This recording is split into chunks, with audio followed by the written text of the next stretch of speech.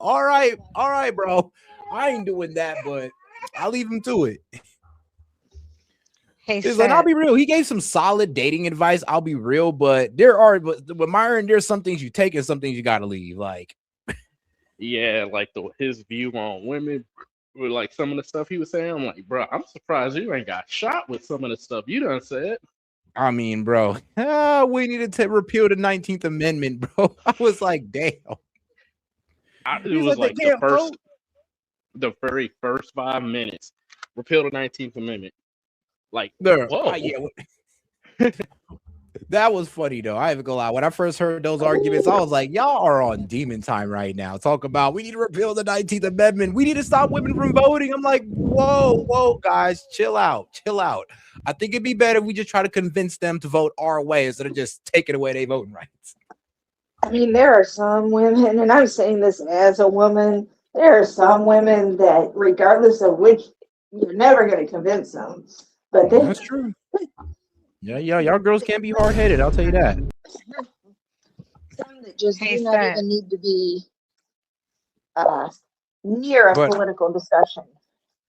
But all right, guys, let's go ahead and get into the Myron real quick. The only people that are promoting and encouraging this war are one of three people.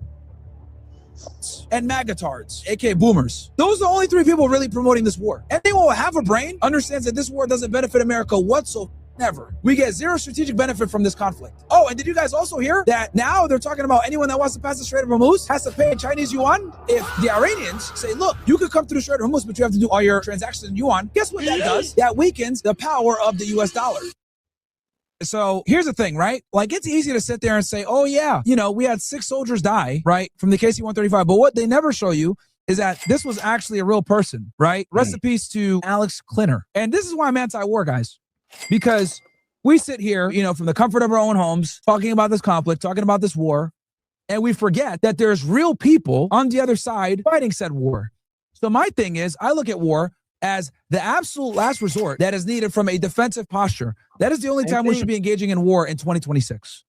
Okay? It's absolutely to continue to wage war the way that we do for preemptive reasons. They were going to attack. No, they weren't. The Iranians were not going to attack because they know that if they attack first, they forfeit all leverage. Yep. Okay? And we know that their second... Go ahead. I've been wanting to say this for a while. Even if the United States got word from Israel that they were going to attack and they might attack Israel, whose fault is that? Didn't we have like a peacetime treaty with them of not attacking? Pretty sure that's what that was. And here they go, breaking it again. I mean, yeah, you're right. There goes Israel breaking the ceasefire they had with Iran. And it's all and good. Then we codified it by jumping in, which is retarded on our part. Because so yeah, I can see the other side of it 100%. Yeah, especially since we were working so hard to get this ceasefire done in the first place. The ceasefire done in the first place, just for Israel to be like, hey, you know that ceasefire you helped me out with? Yeah, I'm about to go break that and go bomb Iran, but you might want to follow me up because you don't want to leave yourself naked. But good luck, bro. It's like, what? Like, every single time, like, I find it kind of retarded that Israel was like, oh, well, they would have attacked America bases. Bro, y'all been trading blows for, like, years, and Iran ain't never struck an American base unless we attacked them first. Thank you. I said, I'm like, bro, Iran was so vicious towards us when Israel attacked during that 12-day war, then why didn't they just attack the bases then? Right. I mean, after the video I showed you from Bad Electrician, they already know what's going to happen. So there was literally no reason for us to jump in and get involved. Now, I understand the tactical position, and I hope me understanding and explaining the tactical position isn't taken as I'm justifying it. No, I'm rationalizing what the intention may have been in the best case scenario. But by no means am I saying I'm okay with it. All right, guys, let's get back to it. Strike capability literally ran into their defensive and military strategy. It's the cornerstone of their military strategy, okay? It's literally the backbone of how they do things. So they were not going to attack first. This is a country that has never invaded another country before. Since this regime has taken place, this evil regime that they talk about, has never invaded another country. Israel has, though. Israel's waged war against all their enemies, but they're our greatest ally. So again, when I say I am anti-war, I don't like war, It's because I understand that these casualties that they talk about, these KIAs, these are real people with real families, with real people that care and love them, real people that went to your high school, real people that might have went to college with you, real people that might have worked with you, real people that might have been a reserve only and then they got called in to do active duty. That's why. So when I see these idiots on X talking about, yeah, we're trying to find out, yeah, America, yeah, let's go. These people, a lot of the times, haven't served. Or if they do, they have ulterior motives. They don't serve anymore. They want to send their kids to these conflicts, but they're okay with sending yours. They don't have to worry about, am I going to be able to afford gas to go to work today? They're making a bunch of money talking about, yeah, America, yeah, we're destroying them. Woo, making a bunch of money on this shit. And then also the other thing that's important is that don't forget that Donald Trump campaigned on no new wars. This is a new war. I don't care what anybody says. This is absolutely a new war. Now, I know that the administration is reluctant to call it a war. This is why Pete Hegseth won't give an answer, says, oh yeah, we're leaving it to the lawyers, etc. But this is a new war. We have casualties. We spent billions upon billions of dollars. And the casualties that we know, I guarantee they're more than that. And we know that something like 150 servicemen were significantly injured. You know what that means? They probably were maimed. That means that they probably had to go ahead and get amputations or they're not going to come back the same. So when I say the things that I say and I get brain dead arguing with me on X, the reason why I'm so passionate about this is because 20 years ago, right, when we invaded Iraq, 23 years ago to be exact, I didn't understand the ramifications of war, okay? I was pissed off that I couldn't go to a theme park in the summer of 2003. But fast forward 23 years later, from 2003 to 2026, and I'm a grown-ass man at 36 years old, now I understand fully that it goes way beyond me not being able to go to a theme park when I was 13 years old. Now I understand that people are really dying. 13-year-olds might not have their dad now. People are not going to be able to afford their groceries. People are not going to be able to afford their gas. Meanwhile, we got these warmongering sitting there trying to fool you again. Well, luckily, this time around, we have alternative media. Luckily, this time around, we don't have to rely on mainstream media bullshit, which is where Louis Theroux comes from, by the way. We don't have to rely upon, deceptive journalists trying to put us out of agenda. We have alternative media where people don't have an agenda, where they can just be honest with you. I'm not paid by anybody. I'm not paid by the Republicans. I'm not paid by the Democrats. I'm not paid by any. Matter of fact, a lot of them don't like me because of the things that I say, because I call it like it is. And I'm here to tell you guys, this war is bullshit. Anyone that supports this war is bullshit. And anyone that, is sitting there cheering on this war is a piece of shit that clearly doesn't understand the serious geopolitical ramifications that we're all going to have to pay for. These stupid MAGA that are sitting there cheering, saying like Iran is the biggest backer of terrorism and, they're a threat to America, whatever. They're backer of terrorism against Israel. They have issues with Israel. The only reason that we have issues with them is because of Israel. Okay? When are we going to figure out that intervention does not work in the Middle East? It didn't work in Sudan. It didn't work in Libya. It didn't work in Iraq. It's definitely not going to work in Iran because they can fight back, unlike all these other countries, because the Iranians have studied how we wage warfare and they prepared for it. They built everything underground. Despite Pete Hegseth telling you guys that we've taken out 90% of their ability to fight, that's a lie. That's a lie. So when I say the things that I say and people get... And the reason why it's a lie is because they have a lot of underground bunkers, a lot of underground facilities. Bro, they could be making missiles and drones underground as we speak. That's just something that they've mastered, especially the way they've made their cement. Bro, they got some of the hardest cement ever. This stuff is some tough ass cement. But apparently, and here's the thing: so when Pete Hegseth said we've decimated 90% of their firing capability, sure, if you want to talk about on-ground capability, above surface capability, for sure. But we don't know how much is actually underground and how much is actually being fired from underground to make that one assessment right there. And that's the assessment that truly matters, because we need to make sure we get those underground rocket launchers to really diminish their ability to return fire. Heard or get mad at me on Twitter is because they know that war against Iran is an indefensible position. And Trump lied to us because he campaigned on not going to war. Because I understand, and smart people understand, that war only benefits a small percentage of people. The oligarchs, the defense contractors, the military-industrial complex. It doesn't benefit real Americans. It really doesn't. We have serious problems at home that we're not dealing with. Yeah, see, we got to start in here. PF Jarek says, Myron gets paid by pro-IRGC. Let's see what this says. I'm about to roast your dumb, bro, because I love like you. PJ Farouk says, Myron gets paid by pro-IRGC networks. I get paid by pro-IRGC networks for telling the truth about Iran's capabilities. Did I not say that there's going to be a regional war if we attack them? Did I not say that they were going to close down the Strait of Hormuz? Did I not say and call out all the things that are happening right now? I called it back in June. Go ahead. So I also called it too. Man, I was calling it, but I didn't want to believe it. I remember like me and you were both kind of calling it. And I was in disbelief. I was like, bro, I'm calling it, but I don't want to believe it. I told you exactly what they were going to do and how they were going to close it down. And then, you were right about the closing down of the Strait of Hormuz and the mining. Like, me and you both predicted the closing down of the Strait of Hormuz, but you got me on the mining part. I was like, they're literally mining this motherfucker. Like, holy shit. Yeah, they got to. I mean, what was the wild part about it? It was a suicide mission to do so. I was like, so they're riding out on boats, knowing they're going to get fired at and blown up, just on the hope of just pushing these mines by hand into the ocean. I mean, into the Strait of Hormuz. Yeah, from what I understand, from what I understand, there is a 2 mile stretch that is clear of mines that the U.S. is maintaining. Mm-hmm. All right, yeah, but sadly, right now, I don't know. Right now, it only does seem like there's China's oil tankers and Iranian oil tankers that are moving through the Strait of Hormuz, and that's what I don't like that's being shared, because everybody trying to frame it as if, oh, well, Iran didn't shut down the Strait of Hormuz. They didn't shut it down. All right, why are we asking for help to open it up? So, and I looked further into that, and I tapped in a couple of old buddies that I used to serve with who were in my rate.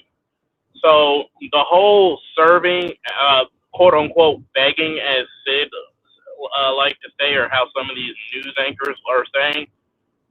So the United States actually last year decommissioned the last of their Avengers class minesweepers. That's what I used to be on. We actually used to have a permanent mine countermeasure force over there. Oh, okay. They was asking the nation for theirs. Yes, because we had to get rid of ours, and the LCSs aren't worth shit on a stick. Like, they're a good concept. They're truly a good concept. Being able to wage being able to wage different types of warfare not that far from your enemy shores, and then, telling them to do something about it, knowing they can't.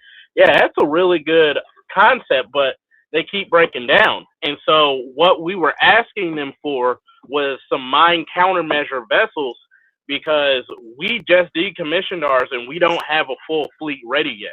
And that's what was told to me by a few buddies who are still in. All right. So it's not that we're. So it's not that we are like freaking out. It's just because of a technicality from last year. We need one item. We don't need them to come in and do a full blast takeover or even supplement our numbers. We just need a couple boats to replace what we currently are lacking. All right. But all right, let's back to it. Didn't I tell you that all this shit was going to happen and is going to create an economic crisis for the rest of the world? Dumb. So enjoy the Shadow Realm, because you're stupid.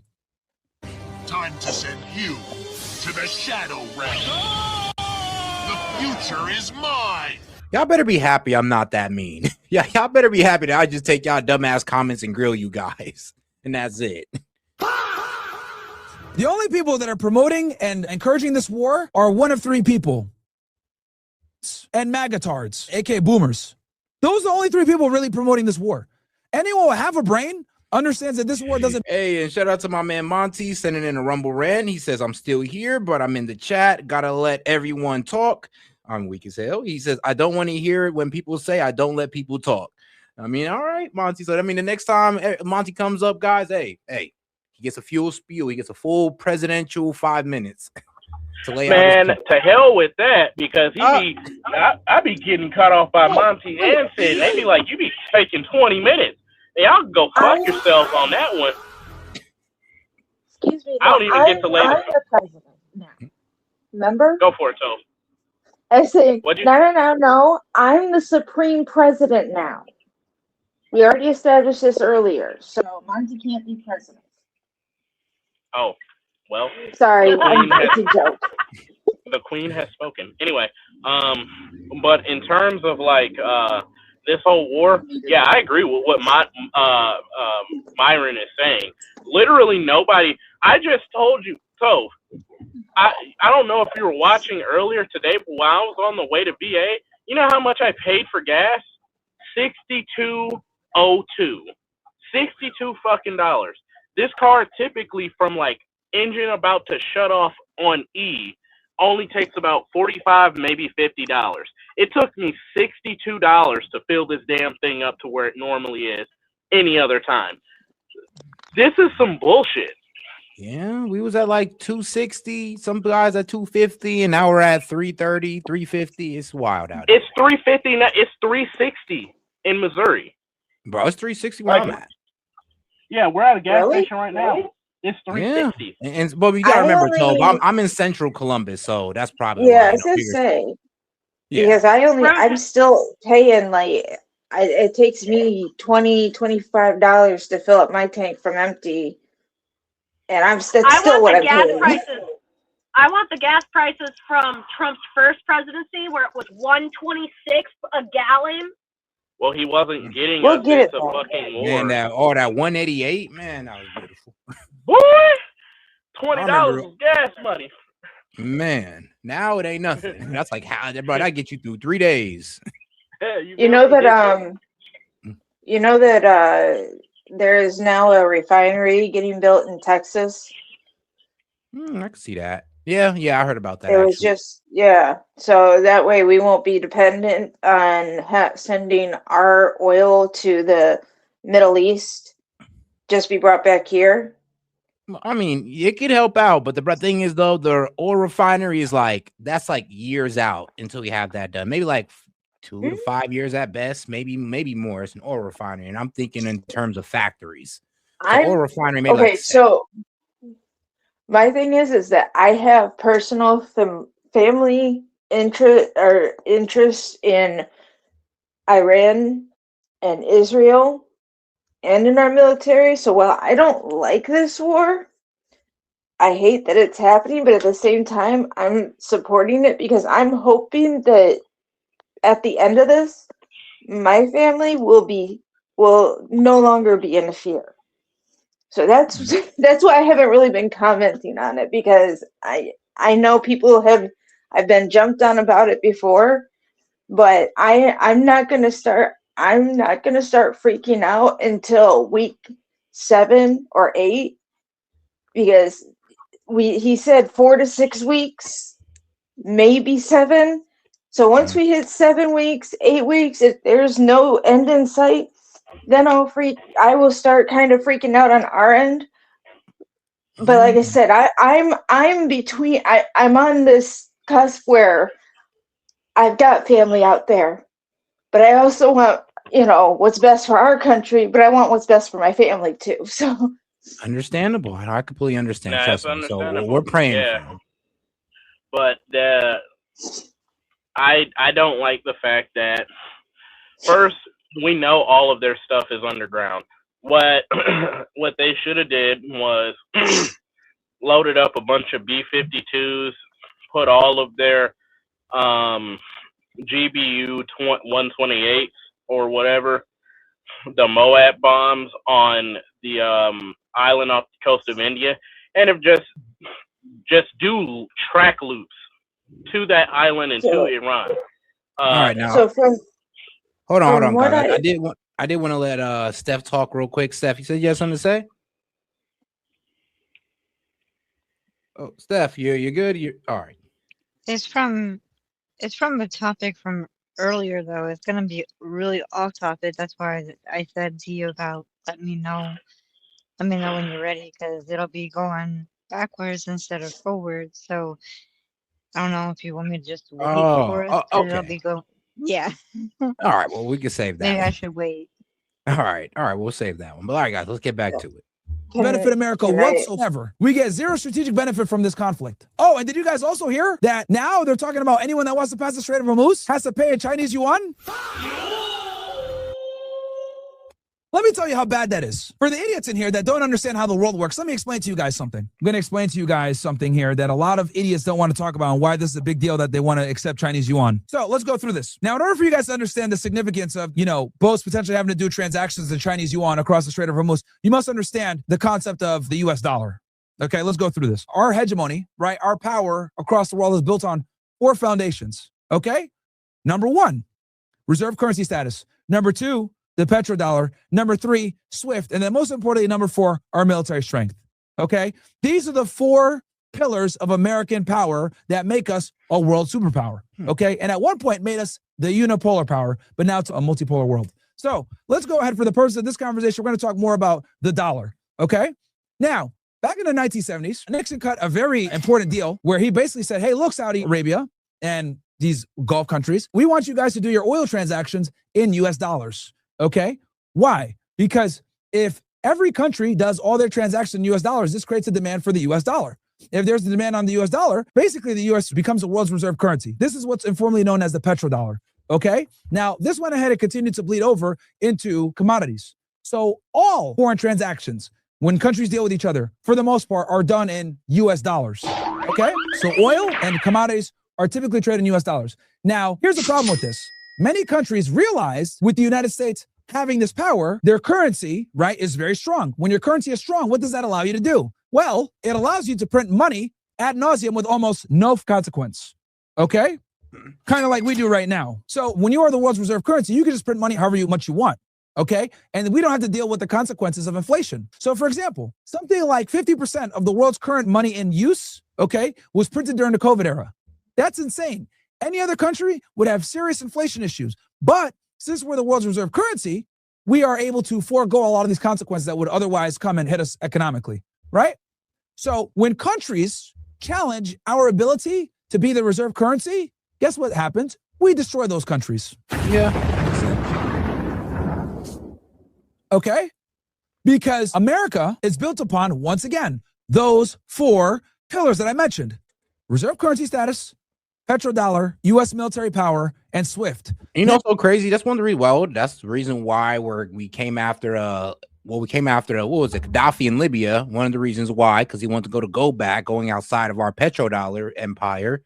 And then, of course, there was, what was the other country? Oh, of course, yeah, Iran as well. Yeah, they're not really getting involved. They don't really want to get involved in our petrodollar empire, so we're kind of punishing for them for that as well. Let me be real with you. A lot of these wars, when you really look into it, is because they're not going in or they're not falling in line with our petrodollar empire, like Venezuela. I mean, one of the main reasons we stepped into Venezuela was because of Russian and Chinese influence, and because, yes, they were trading oil in Chinese yuan. Shoot, Russia's doing that already, and we don't want that, and they're trying to get other countries to follow along. We really don't want that. So yes, we do need to put boot on neck sometimes when it comes to that petrodollar, because, well, our economic security depends on it. Sadly, this is just where we're at with it. Now, another way that we punish other countries. Say that again. This is what I was talking about the United States and the shift to digital currency, and why this war in Iran is really happening. It's because they're an outlier. It's because they aren't going with the status quo.